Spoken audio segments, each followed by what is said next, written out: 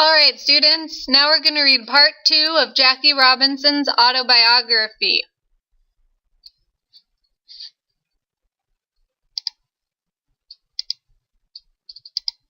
Get ready. Remember, press pause when I say press pause. Remember to fill in new characters and events as you read. And, of course, you may press pause or rewind at any time to hear information again.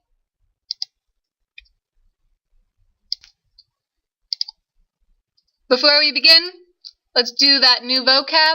Your first word is indebted.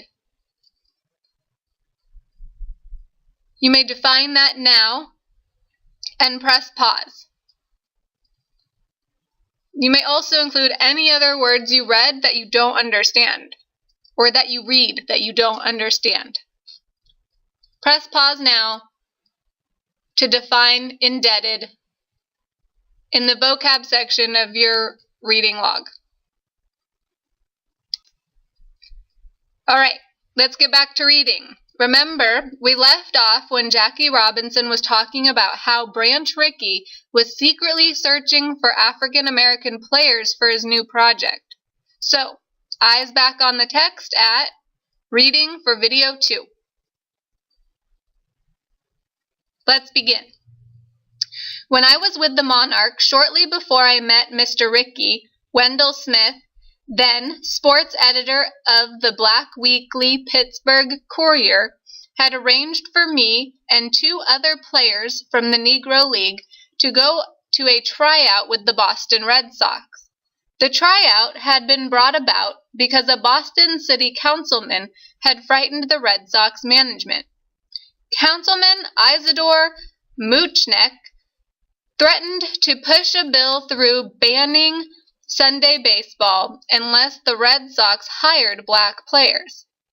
Sam Jethro of the Cleveland Buckeyes, Marvin Williams of the Philadelphia Stars, and I had been grateful to Wendell for getting us a chance in the Red Sox tryout, and we put our best efforts into it. However, not for 1 minute did we believe the tryout was sincere. The Boston club officials praised our performance, let us fill out application cards, and said, "So long." We were fairly certain they wouldn't call us, and we had no intention of calling them. Incidents like this made Wendell Smith as cynical as we were. He didn't accept Branch Rickey's new league as a genuine project, and he frankly told him so. Using this conversation, the Dodger boss asked Wendell whether any of the 3 of us who had gone to Boston was really good Major League material. Wendell said I was. I will be forever indebted to Wendell because, without his even knowing it, his recommendation was in the end partly responsible for my career. At the time, it started a thorough investigation of my background. Okay, pause question 6. Notice that Robinson uses first-person pronouns such as I and we. Who is he talking about when he says we? Which people is he talking about when he says we? Use the sentence starter on the packet page and answer in the pause response section of your reading log. You may press pause now.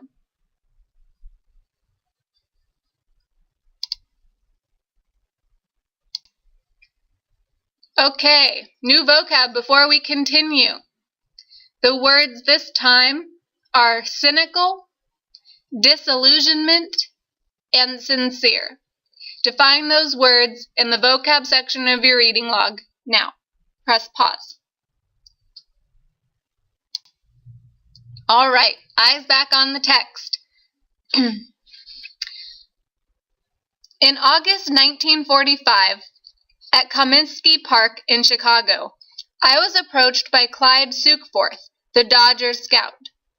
Blacks have had to learn to protect themselves by being cynical, but not cynical enough to slam the door on possible opportunities. We go through life walking a tightrope to prevent too much disillusionment. I was out on the field when Sukeforth called my name and waved me toward him. He told me the Brown Dodgers were looking for top ball players, that Branch Rickey had heard about me and sent him to watch me throw the ball. He had come at an unfortunate time. I had hurt my shoulder a couple of days before that, and I wouldn't be doing any throwing for at least a week. Sukeforth said he'd like to talk with me anyhow. He asked me to come to see him after the game at Stevens Hotel. Here we go again, I thought. Another time-wasting experience. But Sukeforth looked like a sincere person, and I thought I might as well listen. I agreed to meet him that night. When we met, Sukeforth got right to the point. Mr. Rickey wanted to talk to me about the possibility of becoming a Brown Dodger. If I could get a few days off and go to Brooklyn, my ticket and expenses would be paid. At first, I said that I couldn't leave my team and go to Brooklyn just like that. Sukeforth wouldn't take no for an answer. He pointed out that I couldn't play for a few days anyhow because of my bum arm. Why should my team object? I continued to hold out and demand to know what would happen if the Monarchs fired me.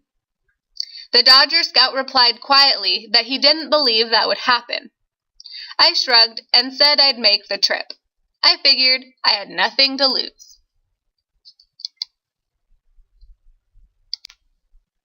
All right, pause question 7. What do you think Jackie Robinson is hoping will happen because of this trip? Use the sentence starter on the packet page and answer in the pause response section of your reading log. You may press pause now.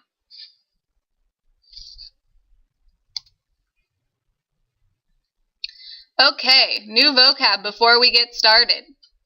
The words are vigorously, speculate, incredulous, virtually, and insinuation. I know it's a lot of words, but it's important to be able to define them for the reading that comes next. You may press pause now to define the words.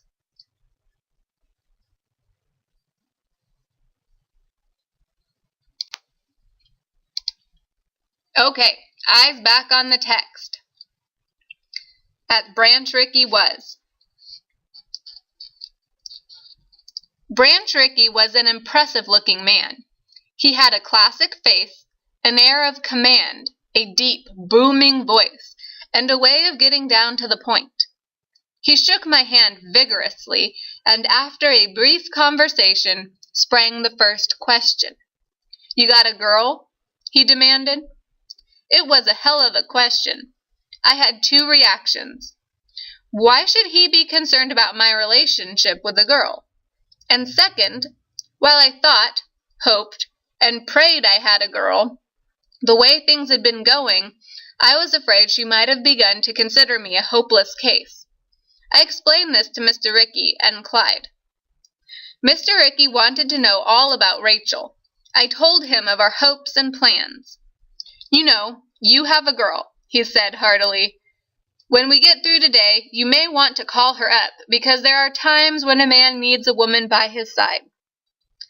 My heart began racing a little faster, again, as I sat there speculating. First, he asked me if I really understood why he had sent for me. I told him what Clyde Sukeforth had told me. "That's what he was supposed to tell you," Mr. Rickey said. "The truth is, you are not a candidate for the Brooklyn Brown Dodgers. I've sent for you because I'm interested in you as a candidate for the Brooklyn National League Club. I think you can play in the major leagues. How do you feel about it?" Just as a side note, the Brooklyn Brown Dodgers were not the pro league. The Dodgers were the pro league. My reaction seemed like some kind of weird mixture churning in a blender. I was thrilled, scared, and excited. I was incredulous. Most of all, I was speechless. You think you can play for Montreal? He demanded. I got my tongue back. Yes, I answered. Montreal was the Brooklyn Dodgers' top farm club. A farm club is a team where the pro leagues pull their players from. The players who went there and made it had an excellent chance at the big time.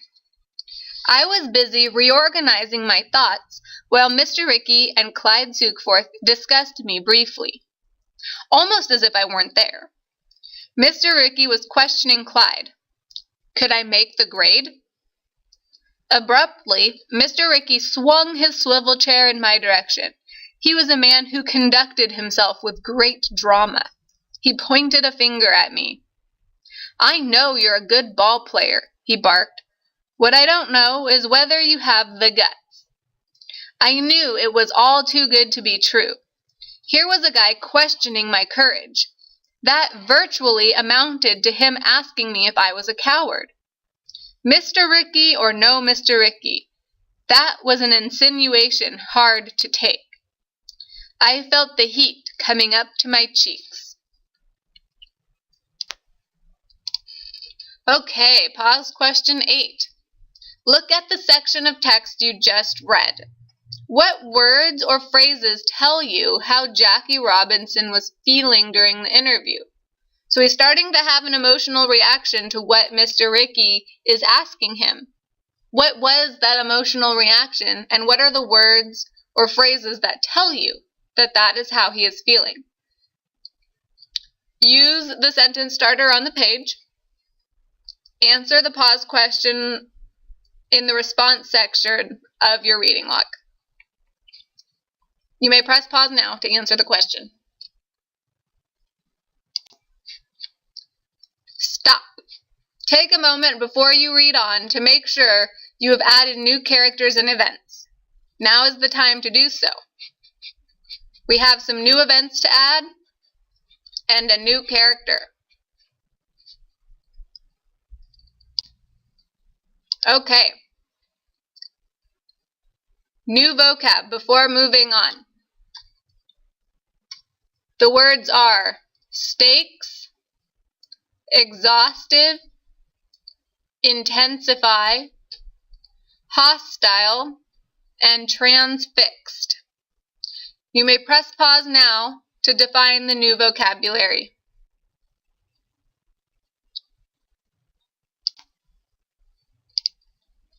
All right, eyes back on the text. We're getting close. Before I could react to what he had said, he leaned forward in his chair and explained. I wasn't just another athlete being hired by a ball club. We were playing for big stakes. This was the reason Branch Rickey's search had been so exhaustive. The search had spanned the globe and narrowed down to a few candidates, then finally to me. When it looked as though I might be the #1 choice, the investigation of my life, my habits, my reputation, and my character had become an intensified study. I've investigated you thoroughly, Robinson, Mr. Rickey said. One of the results of this thorough screening were reports from California athletic circles that I had been a troublemaker at UCLA.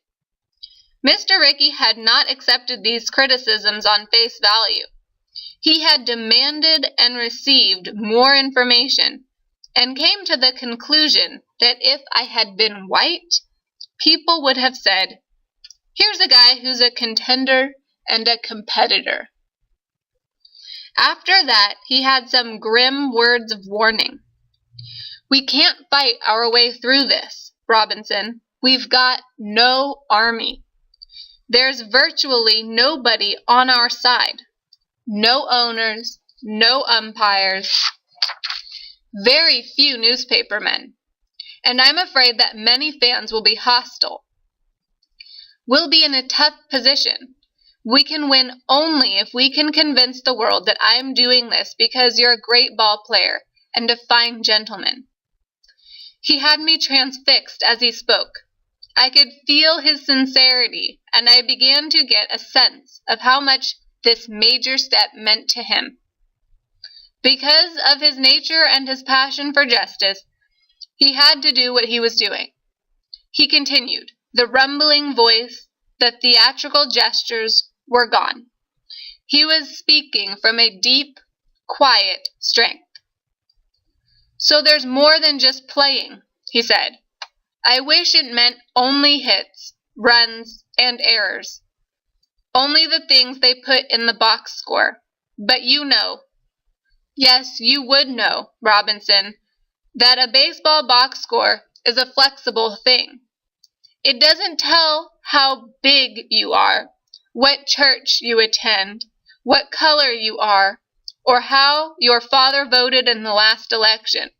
It just tells what kind of baseball player you were on that particular day.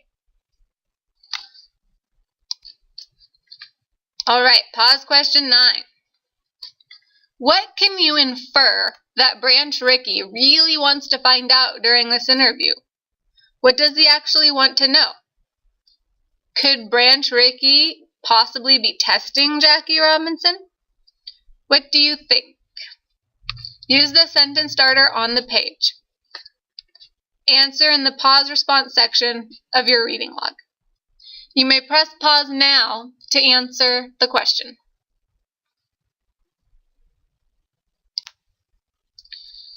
Okay, last new vocab.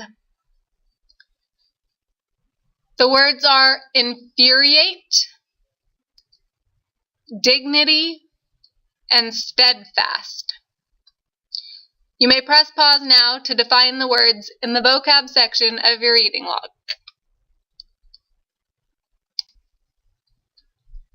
Okay, eyes back on the text.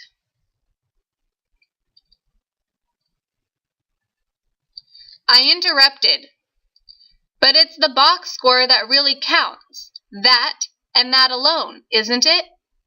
It's all that ought to count, he replied, but it isn't. Maybe one of these days it will be all that counts. That is one of the reasons I've got you here, Robinson. If you're a good enough man, we can make this a start in the right direction. But let me tell you, it's going to take an awful lot of courage. He was back to the question that made me start to get angry minutes earlier. He asked it slowly and with great care. Have you got the guts to play the game no matter what happens? I think I can play the game, Mr. Rickey, I said. The next few minutes were tough. Branch Rickey had to make absolutely sure that I knew what I would face. Things would be thrown at me.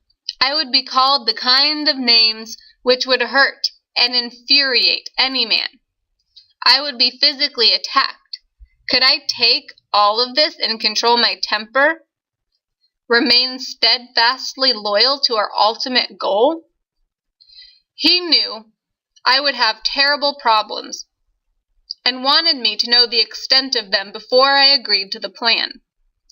I was 26 years old, and all my life, back to the age of 8, when a little neighbor girl called me names, I believed in payback, retaliation. The most luxurious possession, the richest treasure anybody has, is his personal dignity. I looked at Mr. Rickey guardedly. In that second, I was looking at him not as a partner in a great experiment, but as the enemy, a white man.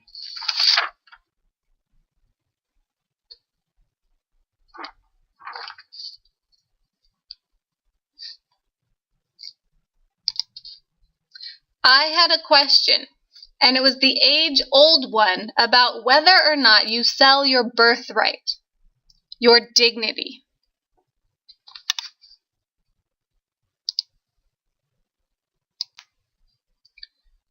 Okay, pause question 10. After reading the last paragraph, what do you think is the most important to Jackie Robinson? What is the most important thing to him? Use the sentence starter on the page. Answer in the pause response section of your reading log. You may press pause now to do so.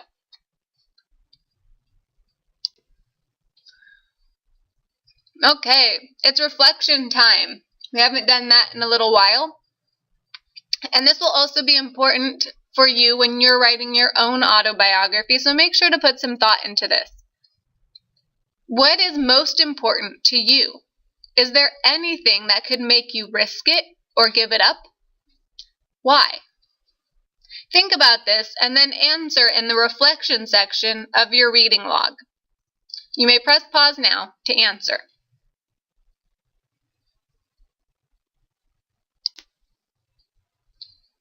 Okay, this is really the last new vocab. The words are unendurable, enthusiasm, and prejudice. You may press pause now to define the words in the vocab section of your reading log.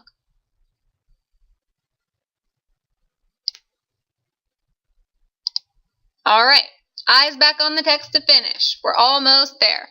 At Mr. Ricky, I asked.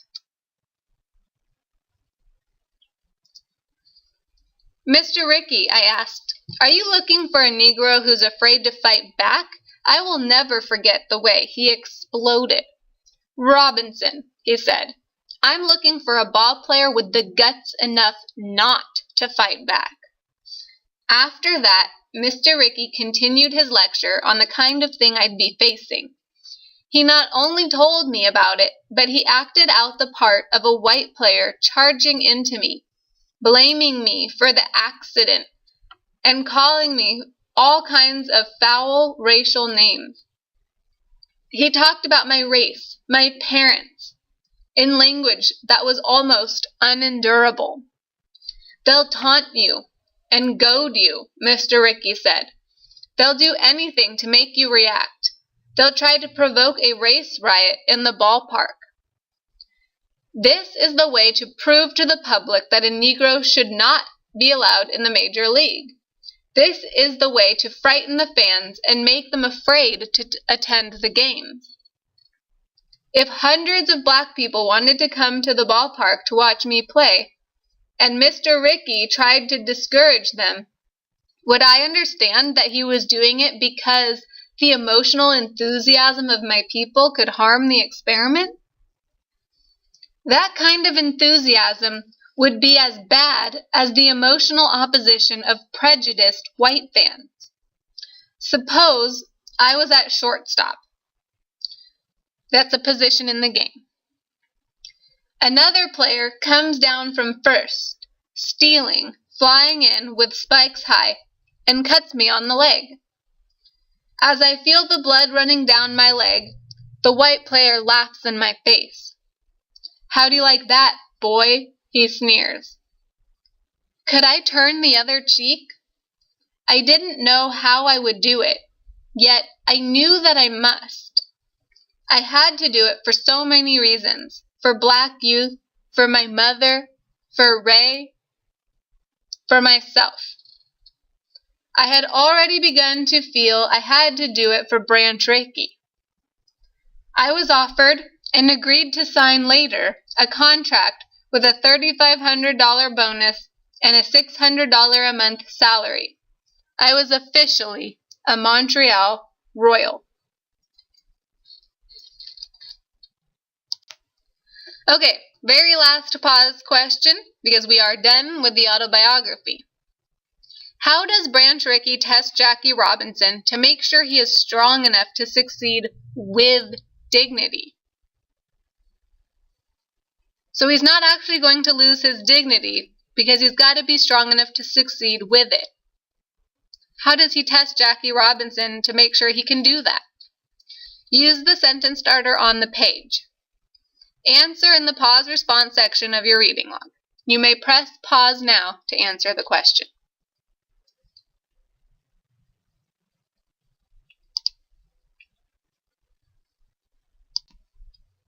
All right, you are done. Go back and double check that you have added all important characters and events. Remember to include who those characters are, and why those events are important to the story.